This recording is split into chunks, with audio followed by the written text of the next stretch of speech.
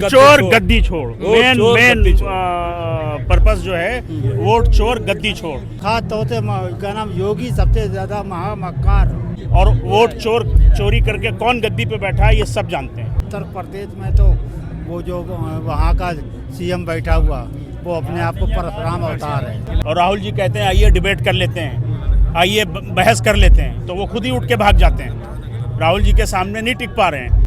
आपको पता है जो देश का प्राइम मिनिस्टर है वो चोरी करके, मत को चोरी करके वो प्राइम मिनिस्टर बना हुआ है। ये जो महारैली हो रही है क्या इसका प्रभाव चुनाव आयोग पर पड़ेगा? इसका जो है प्रभाव चुनाव आयुक्त पे नहीं, पूरे हिंदुस्तान की एक एक जो आवाम है जो भाजपा से त्रस्त है और बेईमानी और लूट की सरकार से त्रस्त है, वो पूरे देश पे पड़ने वाला है। इस पे चुनाव आयुक्त को आज दोबारा सोचने पे मजबूर होना पड़ेगा कि मैं ईमानदारी के रास्ते पे चलूँगा, ये जो बेईमानी चल रही है उस रास्ते पे चलूँगा, क्योंकि बेईमानी का रास्ता बहुत छोटा है और चुनाव आयुक्त को इस चीज़ को समझना पड़ेगा। चाचा, क्या इस रैली से हिलेगी सरकार और चुनाव आयोग? चुनाव आयोग और सरकार दोनों हिलेगी इस रैली से। ये जनता त्रस्त है, जवान को एक रोजगार नहीं मिल रहा, नौकरी नहीं मिल रही, हर तरीके से जनता त्रस्त है।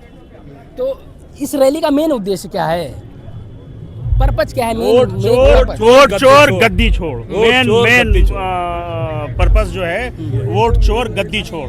और वोट चोरी करके कौन गद्दी पे बैठा है ये सब जानते हैं। आपको पता है जो देश का प्राइम मिनिस्टर है वो चोरी करके, मत को चोरी करके वो प्राइम मिनिस्टर बना हुआ है। बीजेपी तो कहती है नरेंद्र मोदी दिल चोरी करते हैं, जनता का दिल चोरी करते हैं, वोट नहीं चोरी करते। उनका दिल जो है, उस दिल में अब जनता ने इनको कब का किनारे कर दिया है। वो अपने आप बोलते रहे कि हमारा दिल से जनता जुड़ी हुई है या हमारे दिल में जनता है, वो झूठे हैं और झूठ बोल के लोगों को बहकाने का काम कर रहे हैं। उनकी चमक खत्म हो गई। जब जीत के जाते थे ना तो कार्यालय में एक बड़ा सा शो होता था उनके, लेकिन आज उस शो में कोई कॉन्फिडेंस नहीं रहा है। झूठ की सत्ता बहुत जल्द ढाने वाली है। वो तो कहते हैं कि जैसे हम संसद में आते हैं, संसद में बोलने के लिए उठते हैं, तुरंत कांग्रेस वॉकआउट कर जाती है। तो डरती तो कांग्रेस से ही आरोप लगाती है बीजेपी। जब राहुल जी उनसे सवाल पूछते हैं और राहुल जी कहते हैं आइए डिबेट कर लेते हैं, आइए बहस कर लेते हैं, तो वो खुद ही उठ के भाग जाते हैं। राहुल जी के सामने नहीं टिक पा रहे हैं। और उन्होंने बोला ना राहुल जी ने कि अमित शाह से आइए बहस करते हैं, कहाँ है वो? तो वो मुद्दे से भटकाने का काम कर रहे हैं। वो बात किसकी कर रहे हैं? वंदे भारत की बात किसकी बात कर रहे थे?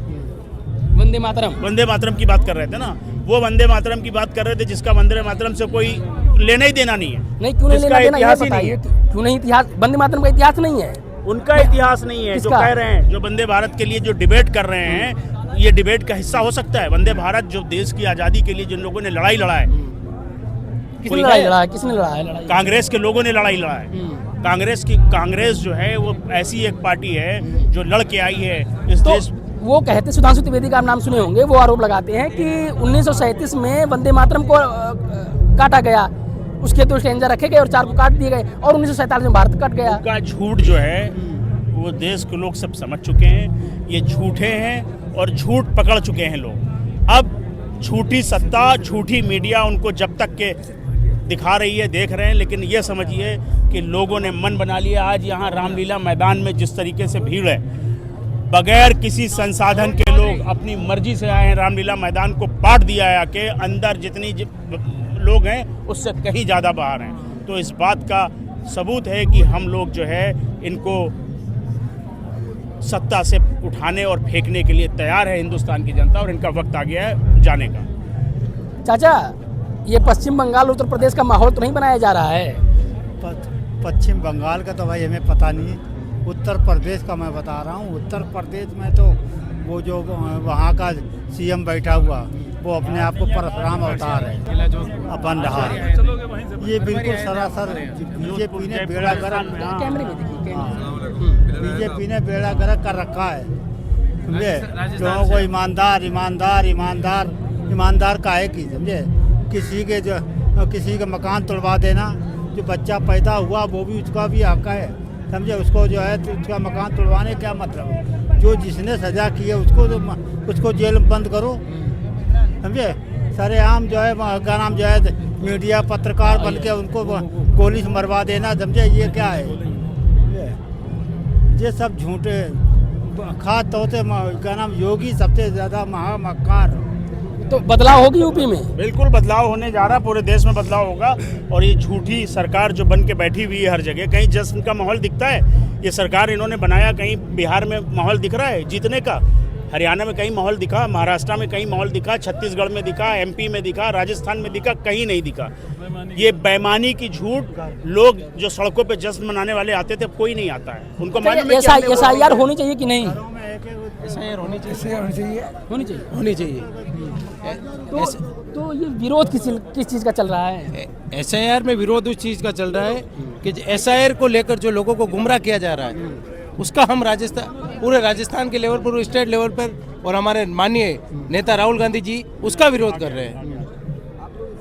क्योंकि SIR के नाम पे आप जो मनचाहे तरीके से आप जिसके वोट काट रहे हो, अपने मनचाहे तरीके से उसका विरोध कर रहे हैं, ना कि कोई फर्जी वोट है उसका हम विरोध कर रहे हैं। कहाँ से हैं आप? हम राजस्थान से, जोधपुर। राजस्थान से। राजस्थान में भी देखे होंगे किसान बहुत सारे ट्रैक्टर लेकर, वो जो कंपनी लग रही है तो उसको तोड़ रहे हैं, तो उस पर क्या कह रहे हैं आप? उसमें हमारे प्रदेश अध्यक्ष अभिमन्यु पुनिया जी बहुत अच्छा विरोध किया था और पूरे राजस्थान की जो जनता के अंदर जो बीजेपी को लेकर जो रुझान था, वो रुझान अब खत्म हो चुका है। और जो उपचुनाव में उनको अब अंता की जो सीट पे उन्होंने मुंह की खाई थी, अब राजस्थान के अंदर बीजेपी आज के तारीख में अगर चुनाव हो जाए तो 50 सीटें भी नहीं जीतेगी, मैं दावे के साथ कह सकता हूँ। राजस्थान में माननीय मुख्यमंत्री अशोक गहलोत ने जो काम किया था, इन्होंने झूठ मूठ का कैसे भी झूठ बोल के उसने सरकार चेंज कर दी। लेकिन माननीय मुख्यमंत्री अशोक गहलोत को अब भी जनता इतना याद करती है कि हर एक दिल में राजस्थान का जो सिरमौर जननायक अशोक गहलोत जी अब दिलों में बसते हैं।